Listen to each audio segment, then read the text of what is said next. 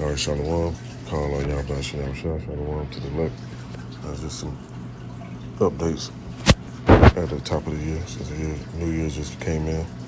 Now you got this scenario right here going on with Netanyahu actually supposed to be returning into one of them power seats over there, man. You know, we've been paying attention to previous history at the past year, the year before that. Man, they was over there stirring up a lot of shit.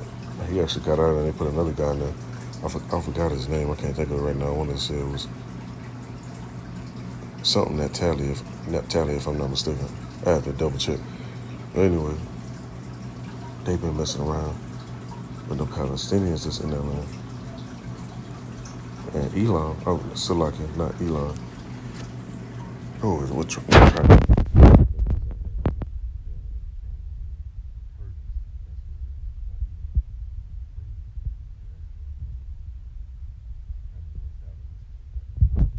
But that's gonna escalate though. But let me let this play a little bit and post some precepts.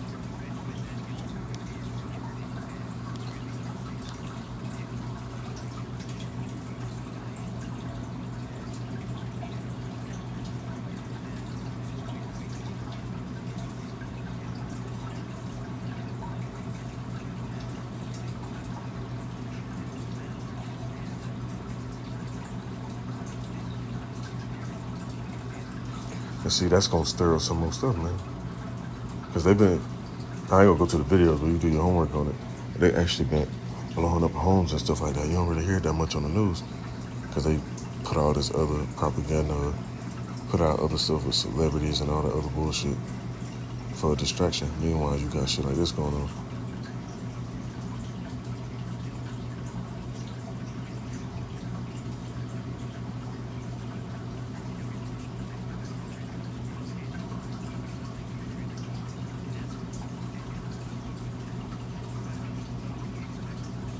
And what this gonna do? Because something gonna happen over there, man. That's gonna drag Esau farther and further into that region. So this.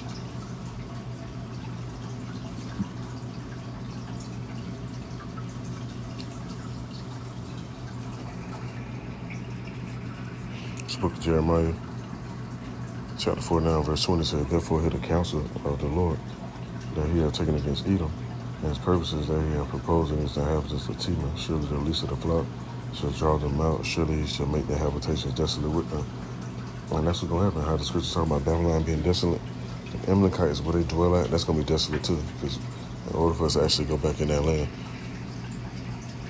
it got to be cleaned out. Now I'm going to read on some more. Verse 21 says, "The earth is moved at the noise of their fall, at the cry. The noise thereof is heard in the Red Sea." And that noise is going to be them arrows, which I'm going to get into that. I'm going to read a little bit more on that too. There's some more videos I got queued up. It says in verse 22, "Behold, he shall come up and fly as the eagle and spread his wings over Basra. And at that day shall the heart of the mighty man of Edom be as the heart of a woman in her pains." That's how Esau going to be, man. Especially when the angels come out with Yahushua. They see black beings flying by them ships that they've been seeing. And they got to call in a space force and all that. They heart. It says, Edom, the men of Edom be as the heart of a woman in her pain. So when a woman be in her birth pain, she crying and moaning and yelling and all that because she about ready to give birth. That's how these damn devils gonna be. We're gonna go to this other video real quick. I'm gonna play the whole video and try to get some key points on this.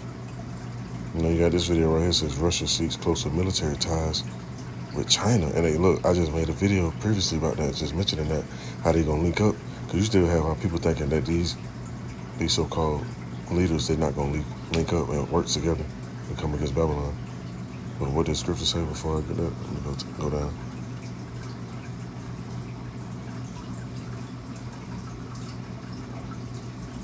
This book of Jeremiah, chapter 49. Let me start at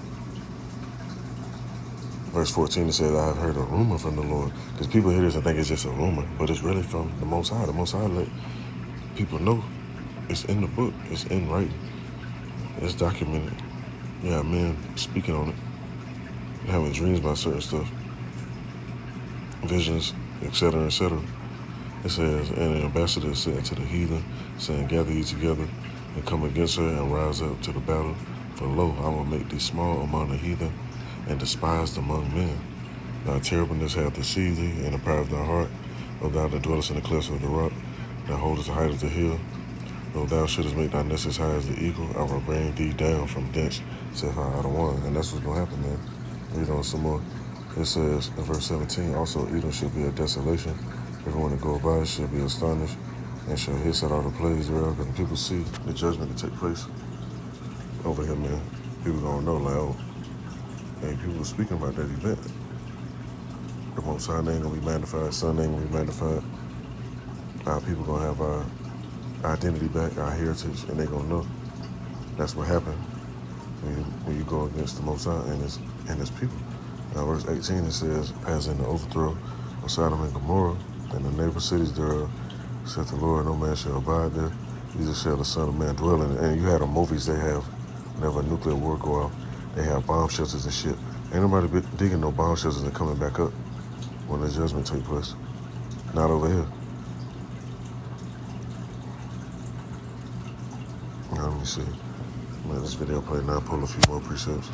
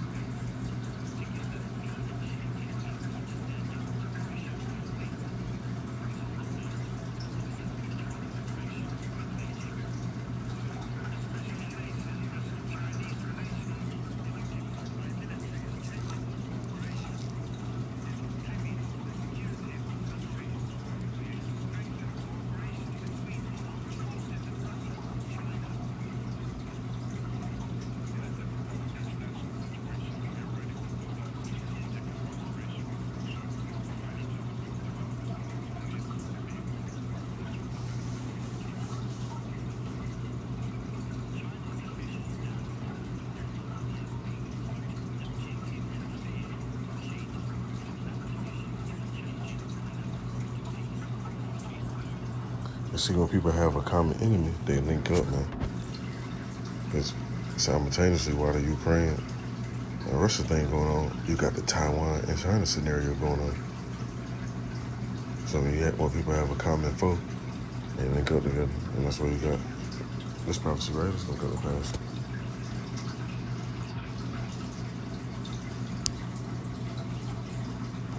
Book of Revelation, chapter 11, verse 14, it says, the second woe is past, and behold, the third woe coming quickly. Man, it's coming quick. It's coming quick, man. You don't tell me what's going to pop off this year as far as this event. Because the Most High really been controlling these kings, and he'll have them do certain stuff, and then calm them down a little bit. They kind of back off, like, oh, they want to have a ceasefire and make treaties, and they're willing to negotiate. Then they come back, and they right back to where they was at. And then turn it up some more. That's what be going on.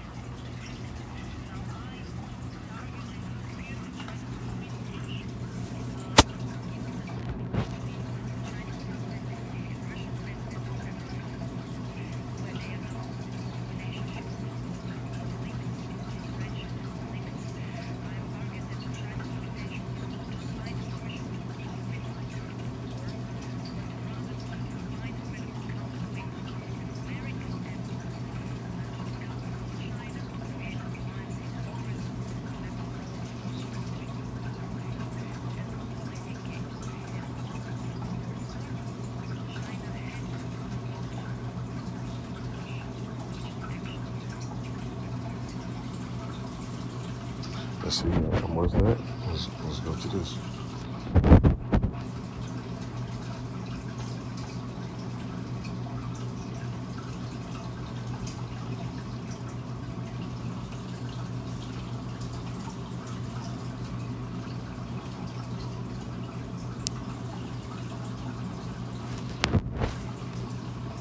It's like I'll type it in a little quick.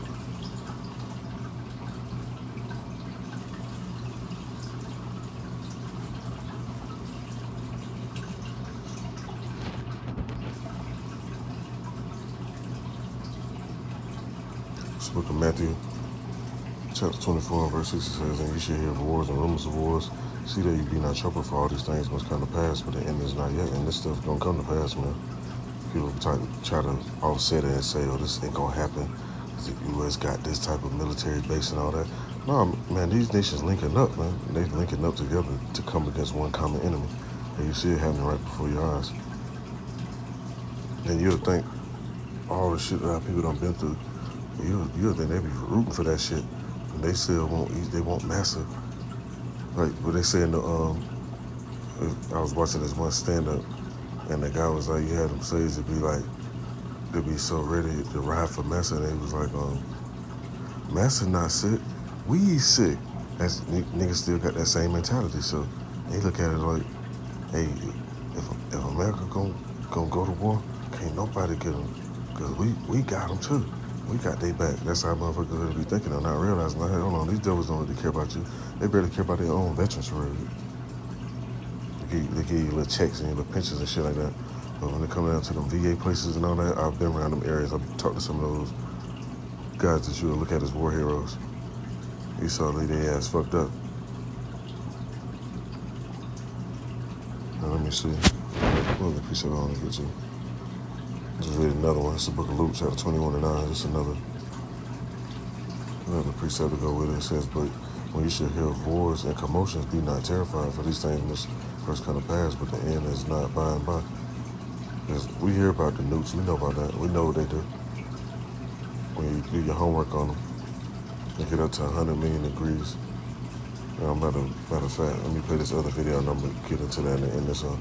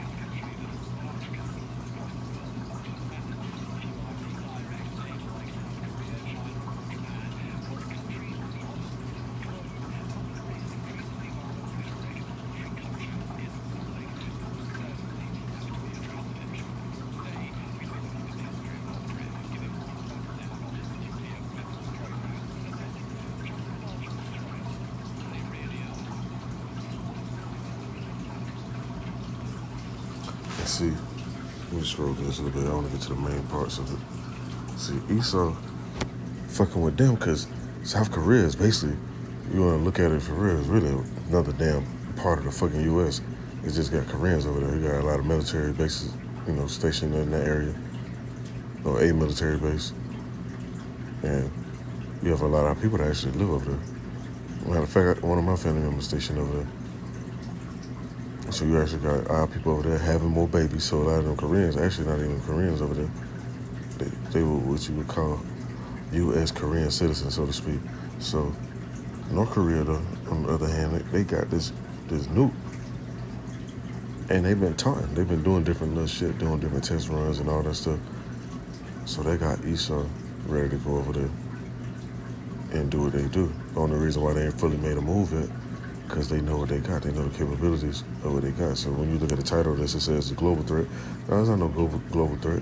It's just a threat to Esau, because they're not messing with, North Korea not messing with Russia. They're not messing with China. They're not messing with Libya. They're not messing with Turkey. They're not messing with none of these other areas. but the closest area to them are allied with the U.S., and that's why this gonna stir up some more stuff too as well. Let me let this play.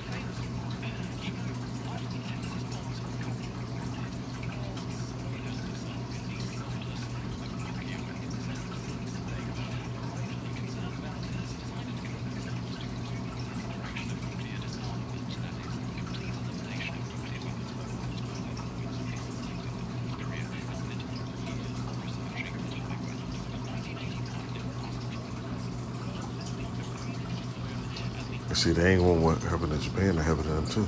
And this is an incident that lines up this precept right here. We'll go to this.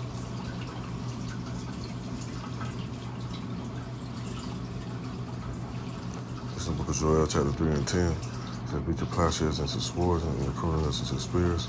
Let the weak say, I am strong. And that's what's going on right now. Let me let this play some more.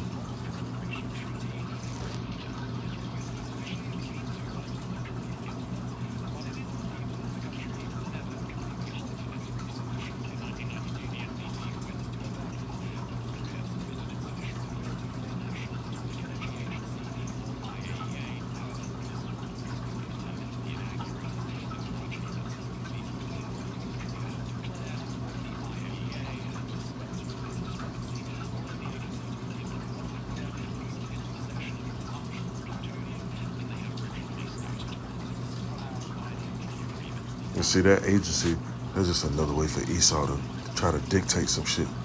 That's all that shit is, man. Because meanwhile, Babylon got hella nukes, but they go around telling people they got to get rid of theirs. But nah, like the scripture say, like the weak sound strong. So these other nations, they've been stocking up and stockpiling and doing the same shit, man.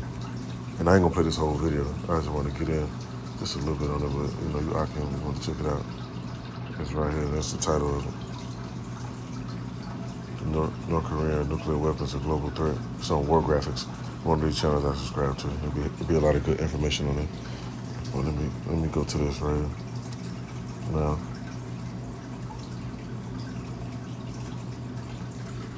broken arrow meaning, I've mentioned this in previous videos. I was just bringing it back out for those who don't know. Now it says, since 1950, there have been 32 nuclear weapons accidents known as broken arrows. A broken arrow is defined as an unexpected event involving nuclear weapons that result in an accidental launching, firing, detonating, theft, and that's the main thing, theft or loss of the weapon. To date, 6 nuclear weapons have been lost and never recovered. So where they at? You know Esau know where they at. Of course they're gonna try to play and be like, oh no, we don't know where they at. They lost.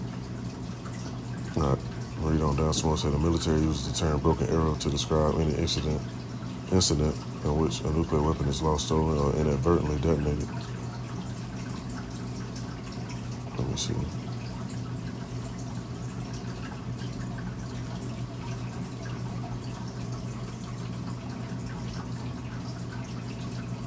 And just ironically, the U.S. had 32 broken arrow incidents. So you got to keep that in mind. Where some of these nukes could be at. Let's believe the elites that strategically put them somewhere or did something so they can have some type of event pop up. And that'll give them a reason to go do something else. Action, then a reaction, or order out of chaos, like they like to do. Now let's go to this precept real quick.